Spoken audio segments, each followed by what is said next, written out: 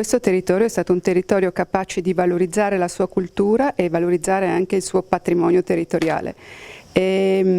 Siamo uno dei siti dell'umanità riconosciuti dall'UNESCO, sito mondiale, quindi un riconoscimento di grandissimo valore. Sono state brave le nostre genti a capitalizzare quello che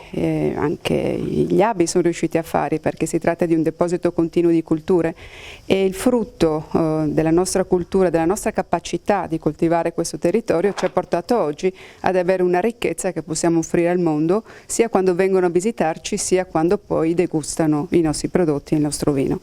Quindi cose strettamente connesse, la cultura prima di tutto, sicuramente l'ambiente, e abbiamo un ambiente che è meraviglioso e questa è la fortuna di essere nati in questo posto, però sicuramente anche la sostenibilità, che è uno degli elementi sui quali abbiamo lavorato, ma ora sempre di più ci viene chiesto dalla Comunità Europea di lavorare, perché siamo responsabili di rendere questo pianeta vivibile anche per le generazioni successive e quindi dobbiamo preservarlo. Questo periodo è davvero complicato, sia per le situazioni in primis della nostra viticoltura, quindi dei cambiamenti climatici e della situazione che portano a delle situazioni di stress della nostra viticoltura in questo momento, che è determinante poi per raggiungere una vendemmia di grande qualità.